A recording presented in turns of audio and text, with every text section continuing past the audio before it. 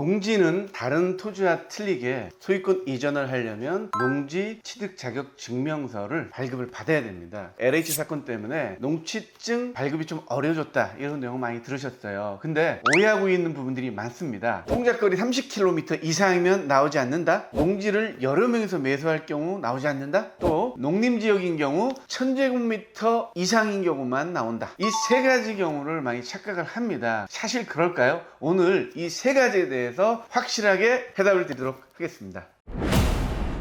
모든 법은 시행령이 있고요, 또 시행규칙이 들어있죠. 그래서 시행규칙을 보면서 시군구에서 이 행정을 처리하는데요. 농지법도 농지법이 있고요, 그리고 농지법 시행령이 있고 또 농지법 시행규칙, 이렇게 세 가지가 있는데요. 좀 디테일한 부분은 농지법 시행령에서 볼 수가 있습니다. 그래서 농취증에 대해서 농지법 시행규칙을 보도록 하겠습니다. 7조에 나와 있죠. 농지 취득 자격 증명 신청 등입니다. 지금 가장 경매하시는 분들은 이제 공유로 된 농지를 많이 취득을 하게 되는 거죠. 이번에 개정된 게 공유로 농지를 취득할 경우에는 내가 농사 지을 그 부분을 도면화해서 제출을 해야 되는 거예요. 근데 경매하는 경우에는 다수의 공유자가 있지만 내가 다른 사람들은 모르잖아요. 모르는 상태에서 어떻게 그 사람들하고 도면을 그릴 수가 없는 상황이잖아요. 이럴 경우 그러면 경매를 하지 못하나 이렇게 생각하실 수 있는데 그렇지 않습니다. 자, 농지법 시행령 보시면 신청인을 포함하여 각자가 취득하려는 농지의 위치와 면적을 특정하여 구분 소유하기로 한 약정서 및 도면 자료가 있어야만이 농취증이 나온다고 했죠. 근데 간로를 보면 신청인이 일필지의 농지를 공유로 취득하려는 공유자인 경우에만 해당한다 이렇게 되어 있습니다. 이게 무슨 얘기냐면 일필지를 여러 사람이 한꺼번에 사는 경우에만 해당한다는 거예요. 그래서 경매 같은 경우는 지분만 내가 사는 거잖아요. 그렇기 때문에 이 경우에는 적용하지 않습니다. 경매하시는 분들 헷갈리지 마시기 바라겠습니다. 농지 지분 취득 경매로 할 경우에는 약정서나 도면이 필요하지 않습니다. 농지 지분만 내가 취득할 경우에도 농취증이 나온다. 참고하시기 바라겠습니다. 자, 그리고 경매하시는 분이 조심할 게 하나 있습니다. 농취증에 있어서 우리가 좀 간과하고 있는 부분이 있는데요. 이 부분은 조심해야 됩니다. 농지법 시행령을 이번에 보면요, 7조의 4번이 있는데요. 신청인이 농지 소유의 전부를 타인에게 임대 또는 무상 사용에 하거나 농자박의 전부를 위탁하여 경하고 있지 않을 것, 이렇게 나와 있죠.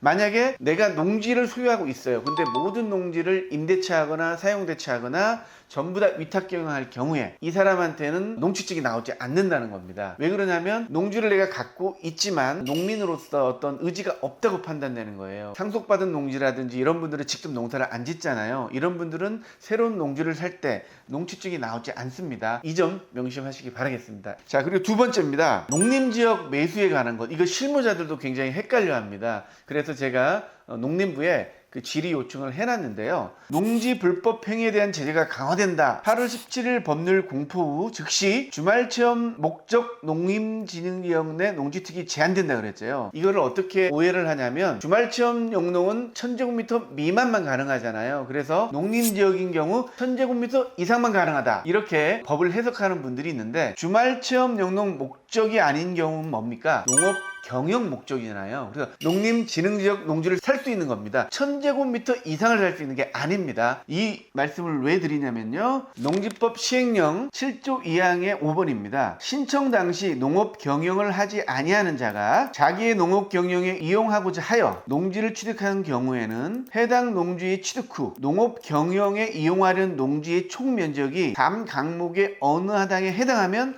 농취증을 내주라는 겁니다. 그래서 가 같은 경우 고정식 온실, 버섯재 배사, 비닐하우스, 축사, 그 밖에 농업 생산에 필요한 시설로서 농림축산식품부 정하는 시설이 설치되어 있거나 설치하려는 농지의 경우 340제곱미터 이상이면은 농취증이 나온다는 얘기죠. 이용하고자 하여 가지고 500평의 농림진흥지역을 사서 100평의 비닐하우스를 내가 짓겠다고 할 경우에는 농취증이 나온다 얘기입니다. 최근에 이 질문을 해본 분이 있습니다. 농림진흥지역 땅을 사고 싶은데 이게 270평 정도 되는 거예요. 근데 이제 담당 행정하시는 분은 1000제곱미터 이상이 아니면 안 된다, 이런 답변을 내놓는 거예요. 그래서 아무래도 이상한 거예요. 제가 그래서 농지법을 좀 더 찾아보고 또 농림부에 질의를 해놨는데요. 시행규칙을 보니까 정확하게 나와 있습니다. 농림진흥지역은 1000제곱미터 이상만 살 수 있다, 이게 아닙니다. 농림진흥지역인 경우 농업 경영에 이용할 경우에는 살 수가 있다. 앞으로 농업 경영에 이용할 예정이라서 할 수 있는 거예요. 그래서 농림진흥지역인 경우 1000제곱미터 이상만 살 수 있다는 표현은 잘못된 겁니다.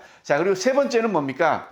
통작거리죠. 직선으로 30km잖아요. 그리고 연접 시군구인데, 그러면 제촌하지 않으면 농취증이 나오지 않는다, 이렇게 생각하시는 분이 있는데, 자, 그게 아닙니다. 농지법 8조입니다. 농지취득 자격 증명을 발급받으려는 자는 다음 각 호기 사항이 모두 포함된 농업경영계획서 또는 주말체험 영농계획서를 작성하고 농림축산식품부령으로 정하는 서류를 첨부하여 농지 소재지를 관할하는 시군면의 장에게 발급 신청을 해야 한다, 이렇게 돼 있잖아요. 무슨 얘기냐면 농업경영계획서가 시군면장에게 제출이 됐는데 이게 통과가 되면은 농취증이 나오는 겁니다. 그래서 농업경영계획서를 잘 써야 되는 거죠. 통작거리 때문에 나오지 않는 건 아닙니다. 그래서 농업경영계획서가 보면 크게는 농지에 관한 사항, 노동력 확보 방안, 그리고 기계장비 확보 방안, 농지 현황, 임대차 현황, 이런 것들을 쓰게 돼 있어요. 그래서 중요한 게 뭐냐면 노동력 확보 방안과 농업 기계장비 확보 방안, 이게 중요한 거예요. 그래서 내가 어떤 농사를 지을 건데 세대원 노동력이나 친척들이 노동력이 이만큼 있다, 기계는 이런 걸 보유하고 있다 해서 담당자가 판단했을 때 이분이 농업 경영 계획서대로 농업의 의지가 있다고 판단되면은 농취증이 나오는 거예요. 너무 손이 많이 가는 전문적인 농업을 요하는 그런 게 아닌 경우, 주말마다 살 수 있는 정도의 농업 형태면은 당연히 내주게 돼 있는 거죠. 왜냐하면 농업 경영 계획서대로 하지 않으면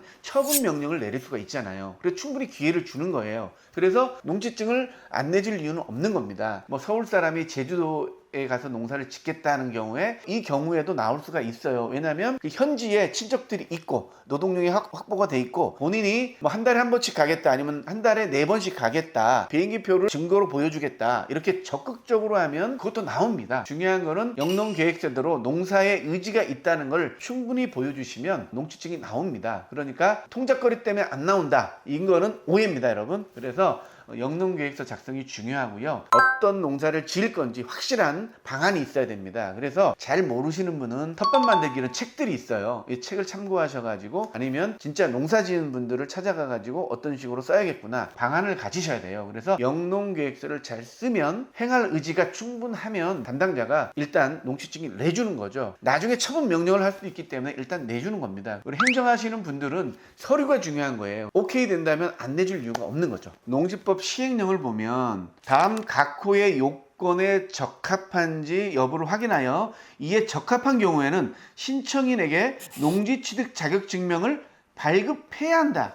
발급해야 한다. 이거는 강행 규정이잖아요. 요건에 부합하면 발급해야 한다. 여기에 뭐 통작거리 30km 이상이면 안 된다, 이런 내용 없습니다. 농림지역인 경우 1000제곱미터 이상이어야 된다, 이런 규정 없습니다. 단지 여기 농지법 시행령 이 5번을 충족하면 강행 규정입니다. 농취증을 발급해 줘야 합니다, 신청인한테. 그렇기 때문에요, 농취증 발급에 대해서 너무 두려워하지 마시고요, 농업 경영계획서를 어떻게 잘 세울 것인가, 이 부분에 대해서 고민을 하시기 바라겠습니다. 자, 그런데 하나 조심해야 될 것은 뭐냐면 투기지역인 경우가 있습니다. 사망에 보면은 시군면장은 농지 투기가 성행하거나 성행할 우려가 있는 지역의 농지를 취득하려는 자 등 농림축산식품부령으로 정하는 자가 농지취득 자격증명서 발급을 신청한 경우 44조에 따른 농지위원회의 심의를 거쳐야 한다, 이렇게 됐습니다. 그래서 투기지역이나 투기가 성행할 거라 생각하는 자, 평상시 다른 곳보다 20% 이상 매매가가 뛰어버린 지역을 보통 투기지역으로 생각하거든요. 세종 같은 경우는 투기지역으로 지정이 돼 있잖아요. 그래서 세종 같은 경우는 좀 어려울 수도 있습니다, 통작거리에 따라서. 그리고 농지위원회에서 이 사람이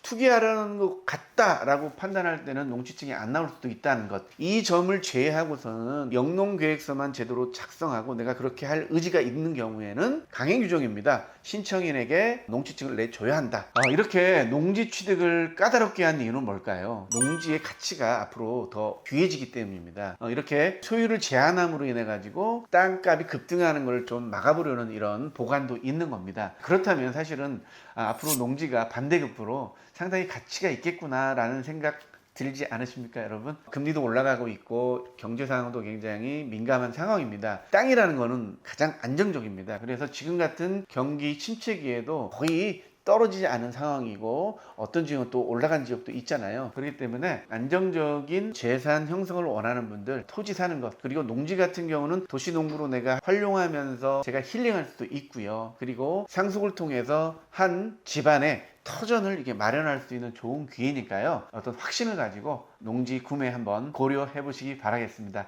오늘은요, 농취증에 대한 오해 여러분에게 해결해 드렸습니다. 도움이 되셨다면 구독, 좋아요 부탁드리겠습니다. 네, 감사합니다.